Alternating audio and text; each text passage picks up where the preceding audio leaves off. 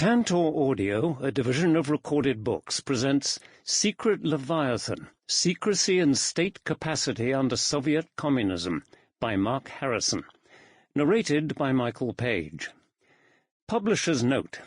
This audiobook includes bonus material.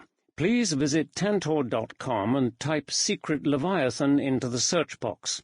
Follow the link to the book's page, then under the supplemental content section, please enter the access code IDEA and then click the unlock button to access the bonus material. The code should be entered in all lowercase letters. All figures and tables referenced in this audiobook can be found in the bonus material. Preface.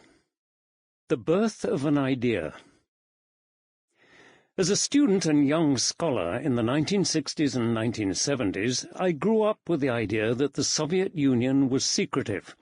I was interested in communism and I wanted to learn more about it, but I found that many lines of inquiry were closed off by secrecy. Visiting Moscow, I also learned that curiosity was dangerous, especially to those that lived there. As an outsider, I could hope to study the Soviet economy and its history only through the smoke and mirrors of censored documents and statistics. In 1986, a new leader of the Soviet Union announced a new policy: openness. A trickle of historical revelations began. At the end of 1991, to the surprise of many, the Soviet Union collapsed. For the first time, independent scholars were allowed into many of the formerly secret archives of the Soviet state. On a dull day in the mid-1990s, I sat at a desk in the Russian State Military Archive. After tea and cakes with Vera and Nonna, I went back to the documents. They told me how the Red Army went about buying new weapons from state industry in the 1930s. Industry was supposed to be planned, but the rapid changes of military technology were a factor that no plan could anticipate. The result was a relatively decentralized process. Every year, high-ranking military engineers toured the defense factories looking for plant directors that would take on contracts to supply new tanks and planes. While the public could see nothing of this, the Defense Ministry was supposed to have full access to the factory's capabilities and costs. But many reports told the same story. The biggest problem facing the Army's buyers was the walls of secrecy that the factory directors and middle managers threw up around their offices to keep the soldiers out. Eventually there would be a bargain. The factories would contract with the Red Army to supply so many weapons for so many rubles. The number of rubles was already fixed, because the Army's procurement budget was set by the Politburo. What was at issue was the number of weapons. More weapons meant a better deal for the military, but the factories would have to work harder to make them. The more the Army could be kept in the dark about the factory's costs, the weaker would be its bargaining power, and the fewer units the factories could be compelled to supply. So, when a uniformed officer asked the factory manager how much it would cost to make the weapon the Army wanted, the manager's best negotiating position was to delay the information or refuse it outright. When challenged, all too often the justification was, "This information cannot be disclosed to you because it's a military secret." Thus, secrecy turned out to be the factory's weapon of choice in their struggle for better terms from the military. Reading such stories in the archive that day, I thought, secrecy is interesting. I should look into it more closely. My enthusiasm to work on secrecy hardened into resolve after I returned home. I told my stories of the 1930s to my friend and fellow scholar Julian Cooper, a specialist on the Soviet defense industries. "Of course," he replied, "my story was quite familiar. Similar things were still going on in the Soviet Union half a century later." As I continued to work in various archives of the former Soviet state, I began to collect whatever details I happened to find that related to secrecy. I came across many more stories in the records of the Soviet ministries of the defense industries and of the Gulag, the system of forced labor. Leonid Borodkin, James Heinzen, Oleg Klevniuk, and Andrei Sokolov heard about my interest, and they generously supplied me with anecdotes from their own research. Still, I felt I was missing something. The former Soviet archives were crammed full of secret documentation. It seemed to me that everything in the archives was secret, and secrecy was everywhere. But where was the system? How was it designed, and what were the consequences, intended and unintended? How did one study the system of secrecy? At the invitation of Timothy Ginnane, I gave a talk on Soviet secrecy at Yale University. During the discussion, Stephen Nafziger asked me, why did the Soviet state work so hard to suppress so many facts? Wouldn't it have been easier to camouflage them under 1,000 lies? Stuck in my Soviet-era mindset, I thought this was an odd way to think about things, and I tried to dismiss it. But the idea bothered me and would not go away. Time passed. I kept busy with other things. Steve's insight would come back to me a decade later, in the new era of fake news, as discussed in the final chapter of this book. In the spring of 2009, I sat in another archive. Outside, sunshine was everywhere, for this was California, and I was in the reading room of the Hoover Institution archives at Stanford University. "You should look at this," Laura Soroka said to me. "We've just had the first microfilms from Vilnius, from the archive of the KGB of Soviet Lithuania." I was curious. I began to read. Weeks later, I looked up. I had found the system I was looking for. They called it the regime of secrecy. The system was in the safe hands of the KGB. I set to work. The authoritarian mystique. For a scholar, secrecy can be an absorbing object of study, but it is not only for scholars. Others should also take an interest. Concerned citizens in particular should be aware of secrecy. This is because one of the effects of secrecy is to build the mystique of authoritarian rule. Today, the relatively transparent institutions of Western liberal democracy are in visibly poor shape. Our leaders juggle the pressures arising from public opinion and private lobbies. Their confidential business is hacked and leaked. Expert advice struggles to be heard against the clamour of alternative facts. Political decisions are gridlocked while economic, social and environmental imbalances accumulate. The greater the issue, the more it is contested. The costs of decision-making increase and become prohibitive, leading democracy into a do-nothing zone where bargaining fails and the outcome is procrastination. The authoritarian rulers of Russia and China watch us with pity and contempt, seeing our weaknesses as their opportunities. Meanwhile, among our own fellow citizens, disillusionment with free speech and the rule of law grows within and between successive age cohorts. Evidence across 25 high- and middle-income countries links lack of progress on various measures of health, welfare, equality, sustainability and personal freedom and security to support for a strong leader with extraordinary power to confront wealthy elites and fix a rigged or broken system. Secrecy endows autocrats with a powerful mystique. They rule behind closed doors, free from pressure and process. Special pleading cannot divert them, and voters, journalists and judges cannot delay them. Human rights, expert evidence and due process are easily set aside. When something should be done, the dictator orders it, and it is done. Or so it appears. That appearance is the mystique of authoritarian rule. The symptom of those who fall under the spell of the authoritarian mystique is dictator envy. They covet the dictator's capacity to get things done.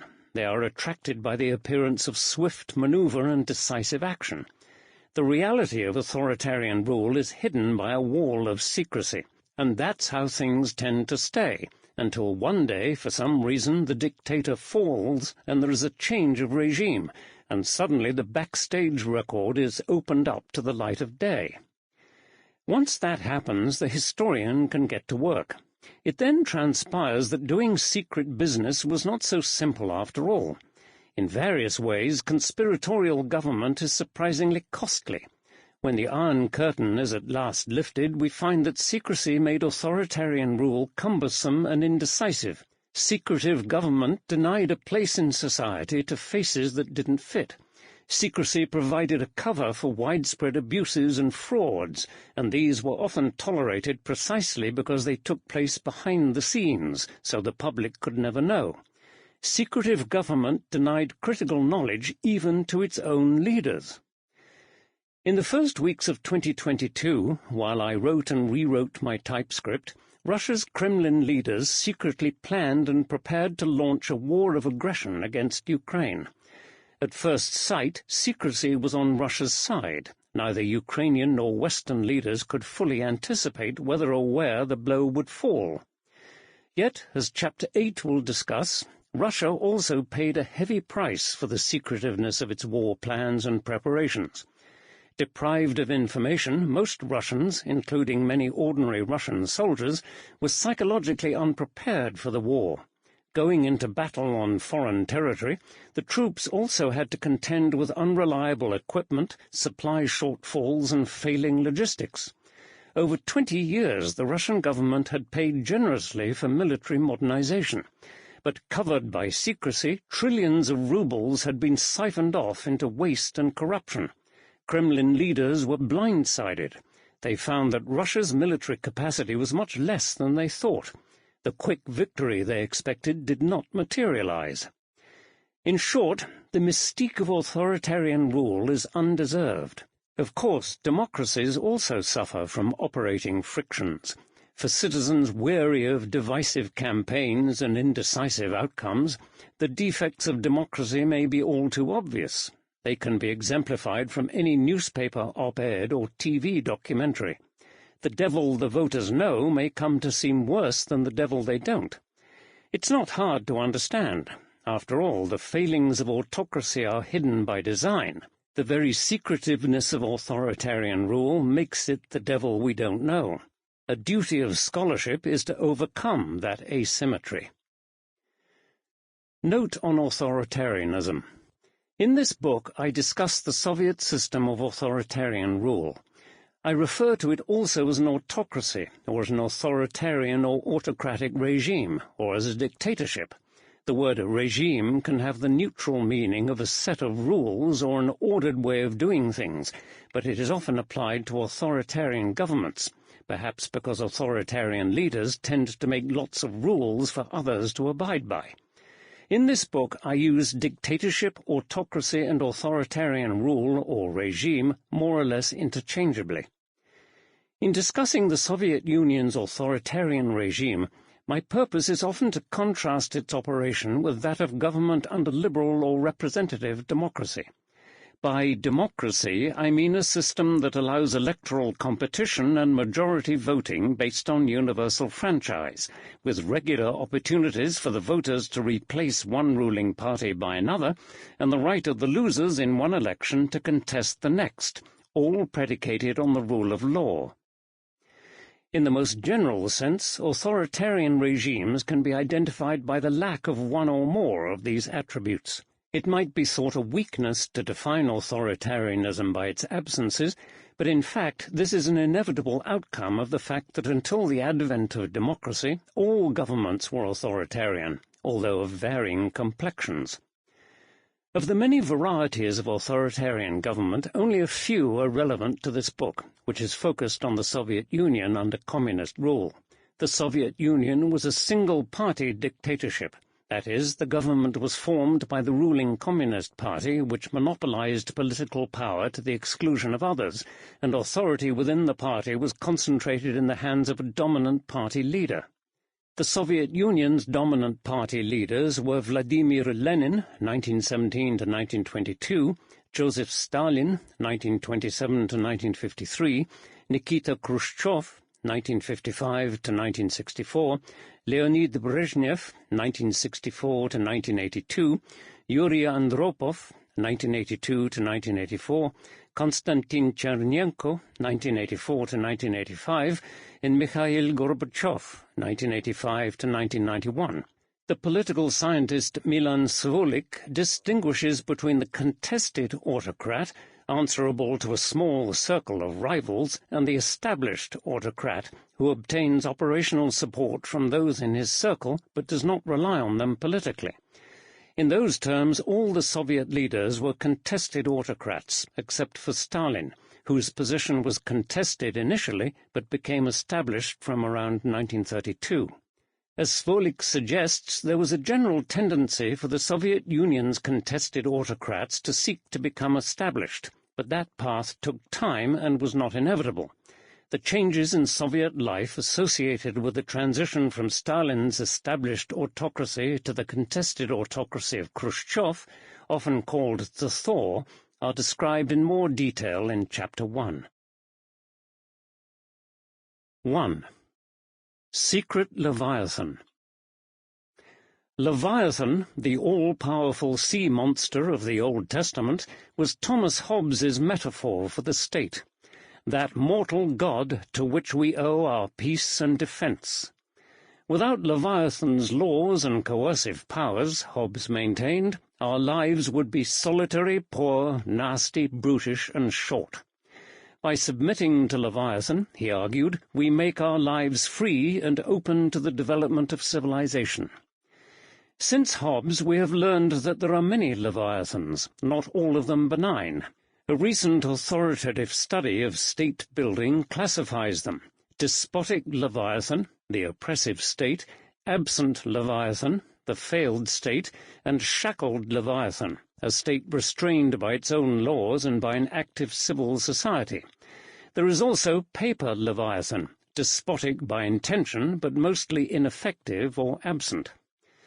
In this book I write about the state of the Soviet Union, a regime that was clearly despotic, with a remarkable coercive capacity.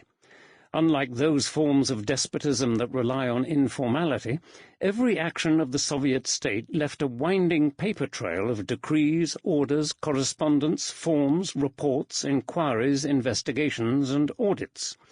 But this was no ineffective paper Leviathan, for the paperwork covered every aspect of Soviet life, and the decrees and directives had profound impacts on the lives of every citizen. The Soviet state existed for 74 years, from the Bolshevik coup d'etat of October 1917 to its collapse in December 1991. Those 7.5 decades placed the Soviet Union among the most long-lived of modern dictatorships. While it existed, it was also among the most secretive of modern states. The disproportion between what went on behind the scenes and what was disclosed to the public was immense. When the state collapsed, its wealth of secret records was abruptly exposed to scholarly investigation. The records show in detail the deliberate building of a powerful authoritarian state and of its industrial and military power. I call this state Secret Leviathan. Secrecy was in the genes of the Soviet state from the first days of its creation. The Soviet state took secrecy to an extreme. When secrecy failed, the state collapsed. This book is about Soviet secrecy and its consequences. All governments of the early 20th century kept secrets, from military and diplomatic secrets to the confidences that arose in the ordinary business of politics. The government of the Russian Empire before the Bolsheviks was no exception. It is what came next that was exceptional. In its first days, the new regime did not hesitate to expose the secrets of the old regime, such as the record of confidential inter-ally negotiations on a post-war settlement. Regarding their own secrets, the Bolsheviks' attitude was entirely different. They set about cloaking their activities and suppressing critical voices far more energetically than before. Their ability to do this was limited at first. It took time for the systems to be built that would enable them to achieve their goals. Soviet secrecy. Soviet government was known for its unusual secretiveness during the Cold War. The main characteristic of the Soviet government, wrote the American journalist John Gunter, distinguishing it from all other governments in the world, even other dictatorships, is the extreme emphasis on secrecy. Western observers were aware that the Soviet state concealed many secrets, that there was comprehensive censorship of the press and media, and that most Soviet people were kept in the dark about nearly everything that went on outside their own narrow circles of acquaintance. Much remained unknown, however. When the Soviet Union collapsed and the archives were opened, aspects of Soviet secrecy emerged that were completely unexpected, even for the veteran scholars that found them. One surprising discovery was the sheer size of the Soviet Union's secret sphere in comparison to the size of the public sphere. If what was published was the tip of an iceberg, how much lay beneath? Here the economic historian R.W. Davis comments on the discovery that the volume of secret Soviet government business in the 1930s exceeded the business disclosed to the public by a whole order of magnitude. Between 1930 and 1941, as many as 3,990 decrees of the Soviet Central Government and its main economic committee were published. We naively thought that this included a high proportion of the total. We now know that the total number of decrees issued in these years was 32,415. Most of these were for official use only, and over 5,000 were top secret, and were available only to a handful of top officials. Another surprise was the discovery of a formal code of secretive behavior to which all party members and state officials were bound to conform. Conspirativeness, conspiratia. Here the social historian Sheila Fitzpatrick describes her first encounter. In September 1990 she visited the archive of Sverdlovsk, now Yekaterinburg, a previously closed provincial capital. There she came across an instruction of the early 1930s on the classification and handling of paperwork. A sentence jumps out about rules for handling correspondence of party organs and other conspiratorial documents. Conspiratorial documents, when this is a ruling party in power already for 15 years? The archive director comes in. I ask what he makes of conspiratorial documents phrase about party correspondence. New to him. A third surprise was the extreme compartmentalization of Soviet secrecy. All bureaucracies are divided into compartments, and it is of the nature of these divisions that they impede cooperation and communication. But in the Soviet bureaucracies the walls between government departments were as high and as impenetrable as those that shielded the state from the public. I recall my wonder at the documentation of a dispute between the Soviet Interior Ministry, MVD, and the Finance Ministry in August 1948. The Finance Ministry was preparing the national budget, which included payments toward the upkeep of the millions of detainees and guards in the labor camps of the MVD. The budget officials asked the MVD officials to confirm the numbers. The MVD refused. Provision of these figures will lead to familiarization with especially important information on the part of a wide circle of staff of the USSR Ministry of Finance, the State Bank, and the Industrial Bank. Especially important was the highest secrecy classification. The MVD advised Lavrentiy Beria, Stalin's deputy, that in past years such figures had been loaned temporarily to the Finance Ministry to be processed by no more than 2 or 3 highly trusted workers, then returned. It noted that the ministries of the armed forces and state security provided the Finance Ministry only with financial summaries, not head counts, and it proposed that from now on the MVD should do the same. Since those early finds, there have been 2 kinds of further revelations. On one side, the Soviet archives have yielded many specific secrets. Studies and documentary collections have been published that show the secret working arrangements of the top party leaders and of secret branches of activity such as the secret police, the armed forces, the defense industry, the closed cities of the military-industrial complex, and the Gulag system of forced labor camps. On the other side were revelations that laid bare particular aspects of the organization of secrecy. These included accounts of the secret archives themselves, the rules pertaining to what was secret and what was not, the development of the censorship, the concealment of people, objects, organizations, and entire cities, the formalization of conspirative decision-making, the parallel evolution of government communications on paper and by telephone, and the operation of secret processes such as the vetting of personnel for access to secret information. After all this, there remains the task of understanding the system as a whole, how the parts fitted together to constitute a system, and what were its consequences. The system had a name, but even the name was secret, being unknown to the public until Soviet secrecy collapsed. The regime of secrecy, as insiders named it, is defined here for KGB officer trainees of the 1970s in a secret handbook copied and made available for scholars during the 1990s. Regime of secrecy.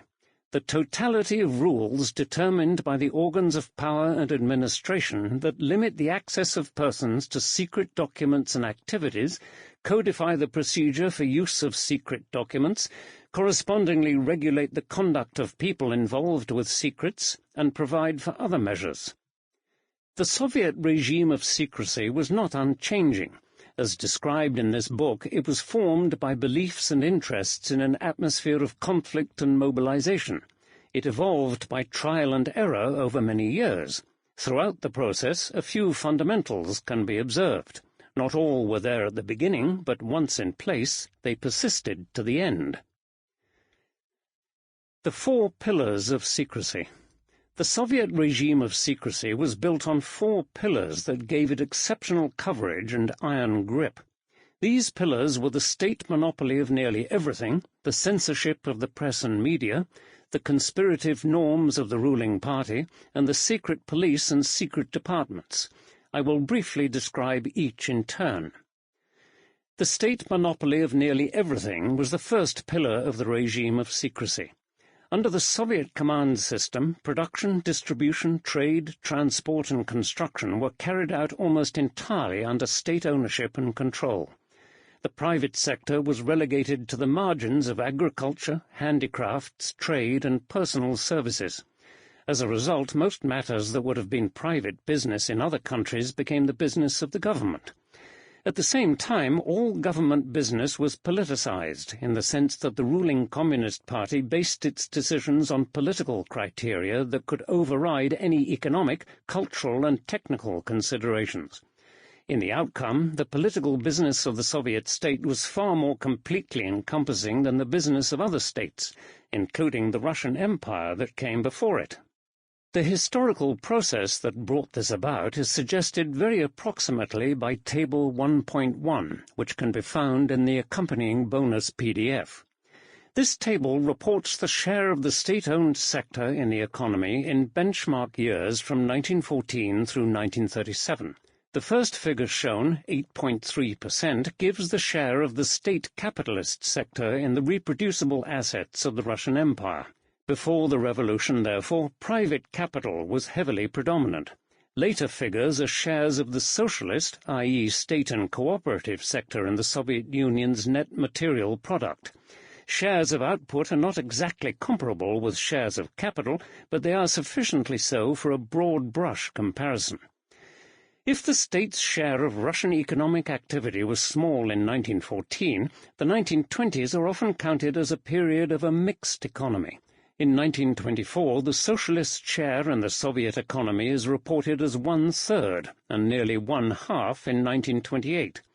The increase in state ownership in 1928 over 1914 is accounted for by the nationalization of land, large-scale industry and finance.